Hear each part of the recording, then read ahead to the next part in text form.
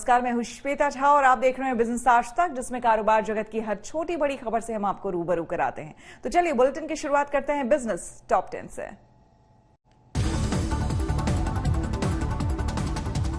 लगातार दूसरे दिन पेट्रोल डीजल के दाम में बढ़ोतरी। पेट्रोल 27 पैसे, डीजल 30 पैसे प्रति लीटर हुआ महंगा।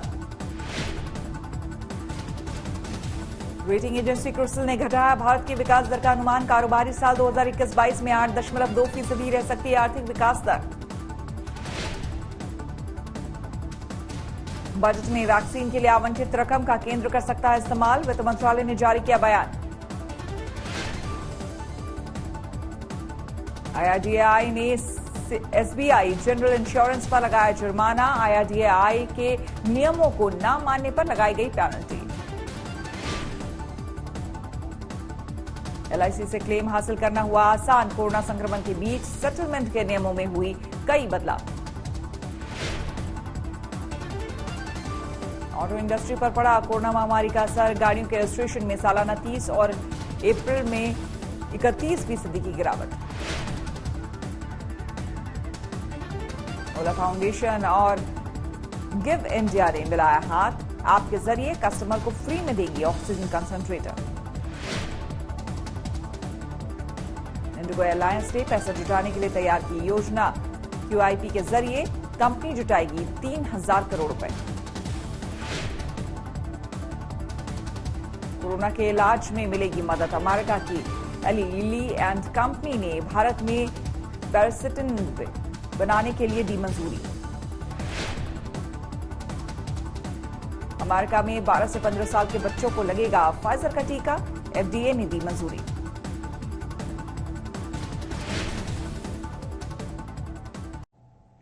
कोरोना की दूसरी लहर ने देश भर में कहर बरपा रखा है। इससे पार पाने के लिए सरकारी और निजी मशीनरी ने अपनी पूरी ताकत झोंक दी है। लेकिन इस बार की कोरोना लहर से देश की अर्थव्यवस्था पिछले साल की तरह बेहाल नहीं होगी। रेटिंग एजेंसी फिच ने दावा किया है कि इस बार के प्रतिबंधों का मुकाबला करने में इकोनॉमी सक्षम है।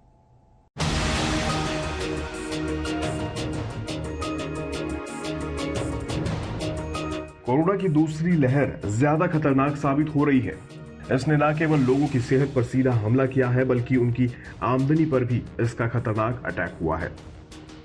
अब फिच रेटिंग की रिपोर्ट में दावा किया गया है कि देश की ज्यादातर हिस्सों में लगाए गए लॉकडाउन और प्रतिबंधों के बावजूद 2020 के मुकाबले इस बार की कोरोना लहर से आर्थिक गतिविधियों को कम झटका लगेगा।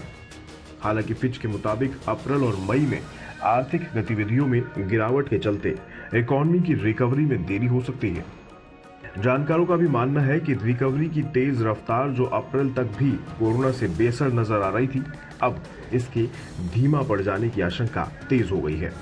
जिस तरीके से पिछले साल के कंपैरिजन में यहां पर केस बहुत ज्यादा देखने को मिले हैं, उसकी वजह से अब इकोनॉमी में काफी डेंट लग रहा है और अब इकोनॉमिक एक्टिविटी काफी स्लो देखने को मिल रही है। हालांकि उम्मीद थी कि मई, अप्रैल और मई में यहां पर एक्टिविटी ज्यादा होती हुई नजर आएगी, लेकिन चूंकि लॉकडाउन जिस तरीके से देश में किया जा रहा है, उसको देखते हुए अब इकोनॉमिक हालात और पुअर होते हुए नजर आएंगे।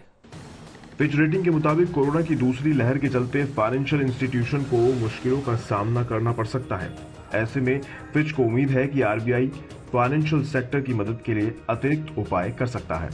यहां पर फाइनेंशियल इंस्टीट्यूशन को या फिर ये कहें कि इकोनॉमी को सपोर्ट करने के लिए कुछ बड़े स्टेप्स की जरूरत है, और अगर बड़े स्टेप्स यहां पर नहीं लिए गए तो इकोनॉमी पूरी तरह से स्लो डाउन में चली जाएगी और हम दूसरे देशों के कंपैरिजन में 5 साल पीछे हो सकते हैं। और जिस तरीके से जीडीपी की ग्रोथ की यहां पर उम्मीद की जा रही थी, वो जीडीपी ग्रोथ भी यहां पर देखने को नहीं मिल रही है। तो आगे आने वाला समय काफी मुश्किल भरा हो सकता है और RBI को यहां पर कुछ ऐसे कड़े फैसले लेने होंगे। फिच रेटिंग के मुताबिक फाइनेंशियल सेक्टर को सहारा देने के लिए RBI क्रेडिट गारंटी स्कीम या ब्लैंकेट मॉरेटोरियम जैसे विकल्प ला सकता है। फिच रेटिंग ने 2021-22 में जीडीपी में 12.8% की रिकवरी का अनुमान लगाया है। RBI गवर्नर ने बीते हफ्ते ही राहत के कई ऐलान किए थे। फिच का मानना है कि इससे वित्तीय संस्थाओं को 1 से 2 साल के लिए राहत मिलेगी, लेकिन एसेट क्वालिटी प्रॉब्लम्स की पहचान और उनके समाधान को लेकर चिंताएं बढ़ेंगी। फिच रेटिंग का यह भी मानना है कि भारत में वैक्सीनेशन की सुस्त रफ्तार के चलते कोरोना की अगली लहर आने की आशंका बनी हुई है। आंकड़ों के मुताबिक 5 मई तक महज 9.4% लोगों को ही वैक्सीन की कम से कम एक डोज लग सकती है।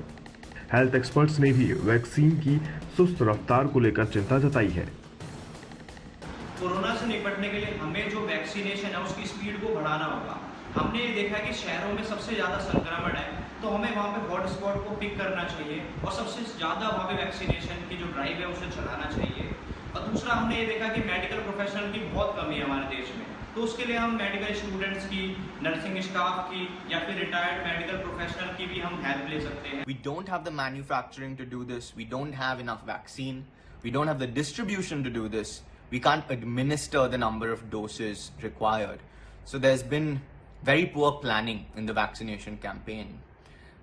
Even the conservative plan to vaccinate 300 million people doesn't look like we're going to be able to achieve. देश के कई हिस्सों में लगी पाबंदियों के बीच कंपनियों और इंडिविजुअल्स ने खुद को इसके मुताबिक तैयार कर लिया है।